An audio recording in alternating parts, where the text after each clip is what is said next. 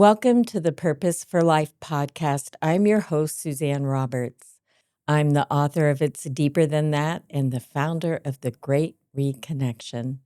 I am excited to have here with us today as our guest, Helen Park, and I'm excited for you to get to know her story and her evolution. So thank you so much for being here today. Thank you so much for having me. I'd like to start with you being the daughter of an immigrant Korean family and some of the textures of what that has meant for you, how it's shaped you. And then we'll lead into how do you liberate yourself from some of that shaping. Yeah, I'm a daughter of Korean immigrants. I identify as second generation. Sometimes I say I'm a daughter of the Korean diaspora because there's so much held in this story of migration for every family. For my own, they ended up in the Midwest. And so Mm, there's a particular experience that I had having my parents were young. They were in their 20s. They had an arranged marriage. They could opt out of the arranged marriage, but I think both of them and their own families were very ambitious and had dreams of going to this land called America and Korea at that time. The US is really seen in this very idealized way. And for a lot of people, that was true. But they were following that dream and ended up in Ohio and Indiana. And so I was raised in Indiana, in Muncie, Indiana. It was a small college town. We were the only Korean family in town, as far as I know. And then there was one Chinese family that lived down the street. There was one Indian family that lived the other way. And then I knew two young Korean girls, a little bit younger than me, who had both been adopted by intercountry adoption. And that's a whole other story. But there was a lot of, and I think a lot of immigrant families share this, but a lot of the kind of living across two cultures, but having parents who didn't know really how to translate that to us of no fault of their own. They were really like very isolated themselves and also very young and being in a relationship, much less a marriage. And so there are all of those dynamics playing out. I have two older brothers. And so they really worked hard to use assimilation as a protection mm, for themselves and for us. And I think that worked in a lot of ways. I'll say, like, in terms of growing up in Indiana, like, I actually feel like I had this very idyllic, protected childhood where I could really be free. Like, I didn't feel constrained by a racialized identity. mm, There were a few moments where in my memory, I'm like, oh, that's what that was.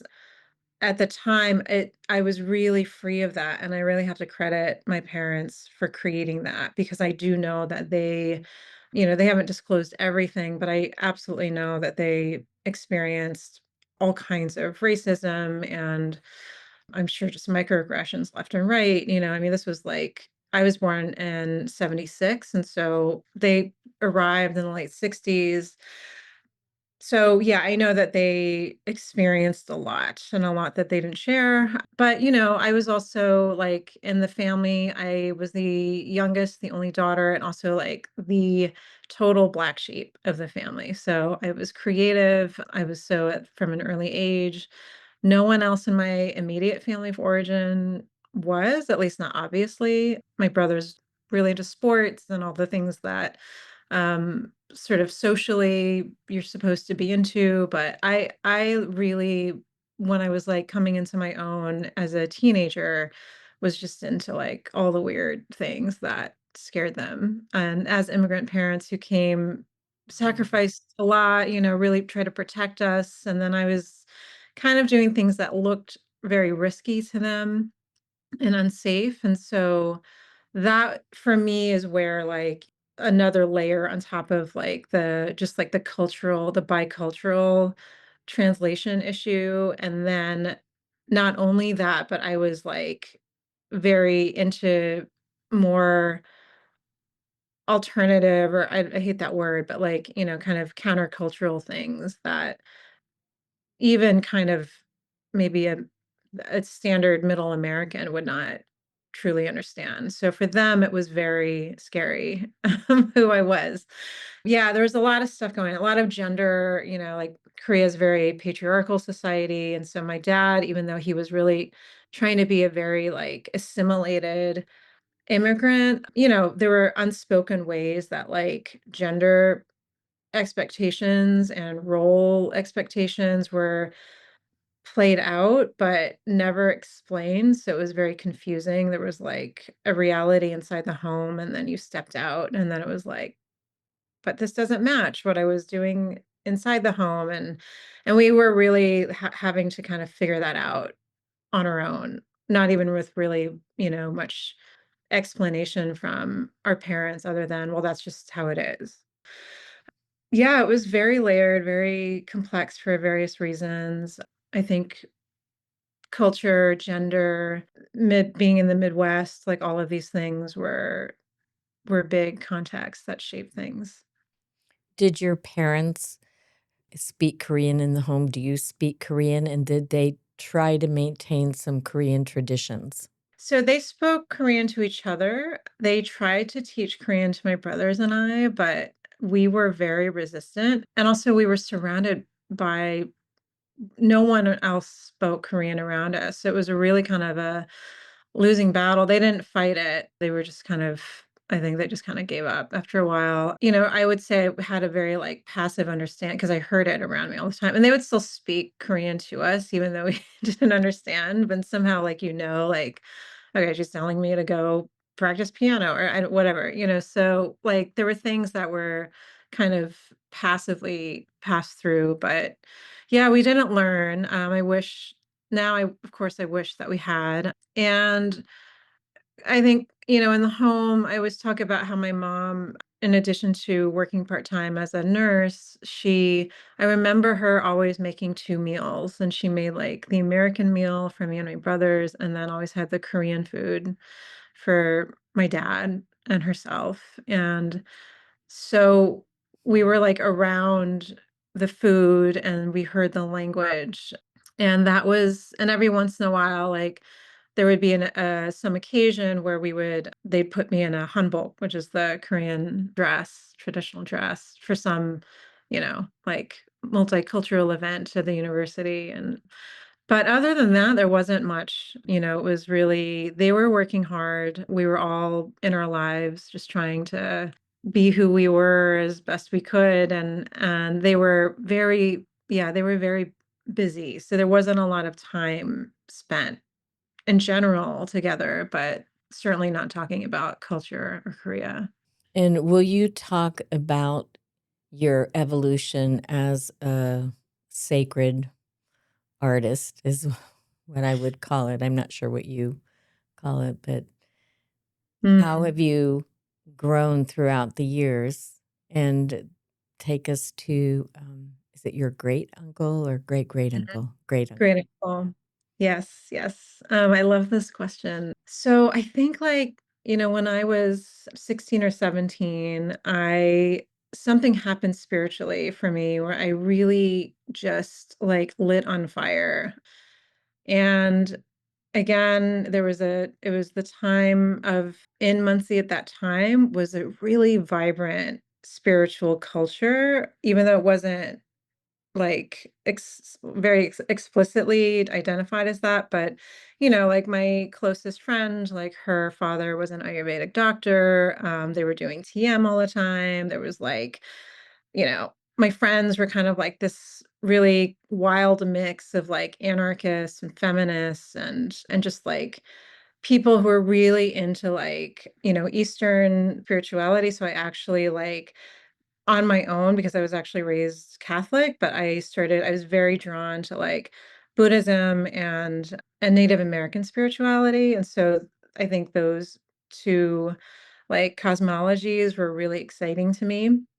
And then I don't know, like I think I was just a spiritual person. So I started in theater and I was performing. I loved the theater. It was like my everything. It was just my whole world. And so I was doing Shakespeare, I was directing, I directed Waiting for Godot when I was like 17. I was like, and performing like felt like channeling energy. Like it was like a channeling and I felt it all the time. And that's kind of how from that age, I was like, this is like how I can like build intimacy with people and I can inhabit another life and imagine and feel with my whole body what it's like to be someone else and communicate with other people in this kind of sacred space of the theater that is like the here and now and then it's gone and this is what and there was something very beautiful about that and like just like the visceral energy that you feel with people and I hadn't I was not an extroverted person. I was definitely not like I was I didn't like musical theater. I was like very pretty like introverted. I loved writing. I was writing also. I was running like a little poetry group. We met every Wednesday at the Waffle House. Shout out to the Dead Waffle Society. So, and which actually also I was like watching Dead Poet Society. I really related to the character of Neil, who was like loved acting, like discovered his passion, but had this very oppressive father who just smashed it. And of course, we know tragically he ended his life in the film. But I felt that even, and actively I was having conflict with my parents because my love and my spiritual passion for the theater was just completely not understood or read. It was just made no sense, right? So I felt so driven. And so I ended up, going to a theater conservatory. I was really like, I'm dedicating my life to this. I had even at some point I remember when I was like 16, it said like, if I'll probably, because I'm really dedicating my whole life to my art. And that means that I have to choose between like having a husband and a regular family and the art. And I'm going to choose the art. And so I was like, I'm just going to have to do that. And I don't know why I thought that, but that, I had no models. I was just trying to build it. And so I went to conservatory. I became a little disillusioned with the training. I ended up kind of taking some time off.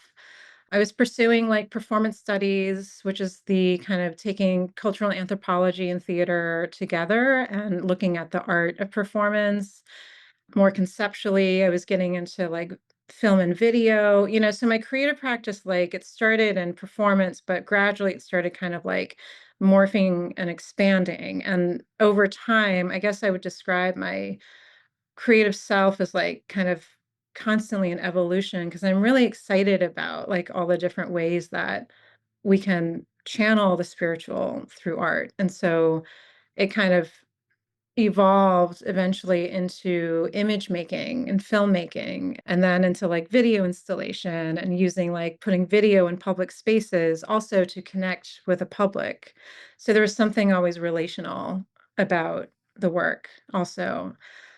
So I think like, over the years, like there's part of me that was always pushing and always seeking and expanding while at the same time, like personally, like really coming up against this energy, and again, like, and we've spoken about this like in my family where and I think with a lot of immigrant families where it's like the intention is to protect and like try to get your kid on a good path, but like kind of actually what it was doing was like was kind of killing my spirit. Like it was really damping down constantly. And there were ways in which that happened that were pretty harmful over the years. And it was emotionally energetically, it was just really hard to constantly be kind of up against that constant conflict. It began to kind of, it's like begins to seep into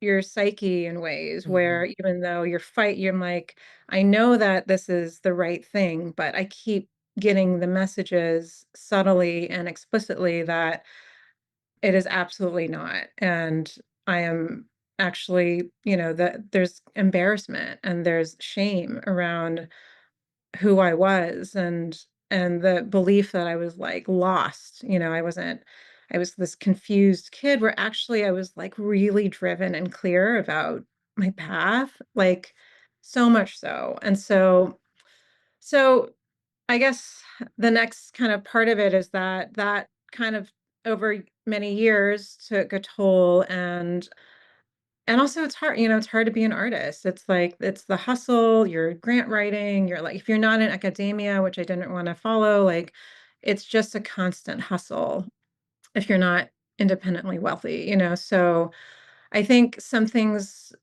happened for me personally where I began to like go more into like I needed to heal. I was looking for spiritually like ways where I needed to kind of like replenish, nourish my soul and my spirit. And I turned to spiritual practice more deeply.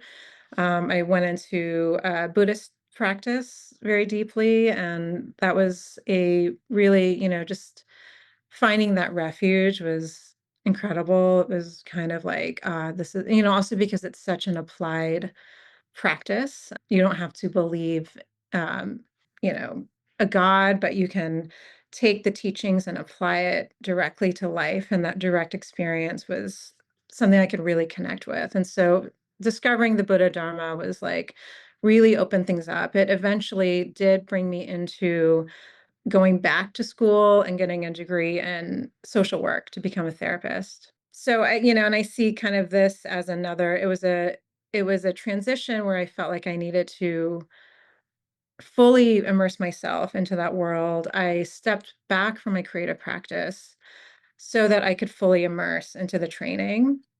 I ended up also training in family therapy, which I really loved. And again, kind of going into the relational and seeing healing in the field of relationship, while also it was very creative. I mean, there were ways in which I could kind of bring parts of myself back into that. So I did that. I became a therapist. I still do that for work. I love it. After a while, I was like, hey, wait a minute. There's like this whole other person who like I need to get her back, and I found you and we started working together. And I think that when I was writing and the kind of the autobiographical pieces, all of that, it was almost like on the page, I felt like this alchemical energy. It was almost like through the page, those parts of myself seeping through. They were like the fingers, hey, we're bringing you back into yourself. And yeah, so that was happening as I was realizing like I need to recover myself. Also connecting back to the story of my great uncle. So coming to my great uncle Kim Woo-jin, who was a writer. I found out about him when I was 17 on a trip to Korea, where I also was trying to learn the language on that trip. And one of my mom's sisters told me about him. And she said, by the way, did you know that there was an artist in the family? Which like blew my mind because I just thought I was like this weird anomaly. And I could not believe that there was anyone with any creative inclination, like in my immediate family, extended family. So she starts telling me about him, and he was a poet, he was a theater artist, and then he was born in 1897, so he was active in like 1910s, 20s, and he was like this really kind of visionary artist, but who was also under the kind of the relational and domestic oppression of his father, who was a very renowned, they call them young bun, but they were, he was like a government official, oversaw land management and the whole like southwestern region of Korea at that time. And so, being a patriarchal society based in Confucianism, filial piety, Kim Il-jin was the oldest son. So he was expected to take over. He was the next in line to do what his father was doing. But he was an artist and he was really passionate. And he did try to do both. He agreed to marry in the arranged marriage. He had 2 young children, but then he kept having to, he couldn't resist the pull of his soul. And so he would, like, in these acts of rebellion, like one of them, he went off to Tokyo to study at Waseda University in English literature. And that's where he met other young Koreans who were also like, writers and theater artists. And they had this vision to like create a new theater for Korea. This was also during the time of Japanese occupation. So, it was a really brutal occupation. Koreans were in every possible way you imagine, brutal suppression of people that was happening. They had to have Japanese names. They couldn't speak Korean. They were not human. So even as you could be totally educated, totally like brilliant, talented, but you would never go anywhere because you were Korean. And that was also happening. So he had that, and then he had his father. And for him, it became too much. And it's a bit of a kind of a fabled story, but what we believe, what's the story that's believed is that he, with an opera singer, Korean opera singer, Yoon Shim-duk, who herself was kind of like the early prototype of a feminist in Korea. They had a relationship. They were maybe a little romantic, but it wasn't like a big love, but they were both very lost and probably pretty hopeless, but also they both had dreams to go to Europe. We don't really know what happened. They boarded a ship that went from Japan to Korea and disappeared. So the story is that they died by suicide by jumping off the ship. Their bodies were never found, so there's no proof. And there's some like theories out there that somehow they escaped Mm. and made it to Europe and changed their names, but we don't know. We don't know what happened to them. So anyway, yeah, so fast forward to now, I'm reconnecting to him and his life. I did a pilgrimage to Korea a year ago. I have all of what's been published of his writings. I have their novellas, plays, poetry, essays, his diaries, and I'm delving into it. And kind of my road back into my own creative life is also coupled by walking alongside his story and bringing his story into my own, because there's something about the intergenerational healing and the legacy that now feels like I have to do. And so that's kind of where I'm at now. Will you talk about what you're writing now? What I'm writing now, I am calling it an autobiographical novel. So it's taking pieces of my story but creating another character. So as I've been writing, it's been more helpful for me to actually write, like give another character, kind of give her my life, right? But also be able to take some liberties in how I write her.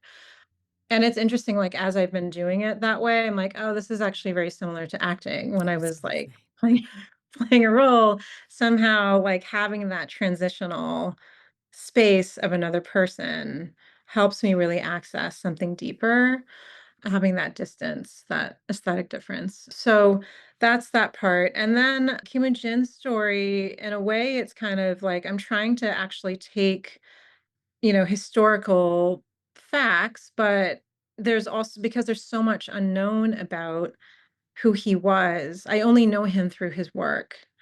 I don't have a lot of personal stories because anyone who knew him directly has passed. He was very close with my grandfather who passed, but I have to kind of read his stuff to understand him and access him. And so that's the second part of the narrative is his voice through his work. And then there's a kind of third narrative arc in it, which is I'm calling right now the archive voice. And an archive is always incomplete. We look at archives as documents of what happened, but actually, because there's so many holes in his archive, it's there's something else possible there's something sad in that in what was lost, but then there's also something that really beckons you to channel something else. And that's where, it's so much of the speculative writing comes through in that. And so and the archive voice is also kind of like this more lyrical, like a kind of a more transcendent voice also. It's kind of a shape-shifting voice that will help thread, the main character, like my character and the Kim Woo-jin character together. So that's kinda where the structure is at so far, and right now, I'm just in the throes of research and reading and, going through lots of material, lots of archives, and piecing it together. Thank you for sharing all of that. I've had the privilege of getting to read some of your writing, and it's absolutely exquisite.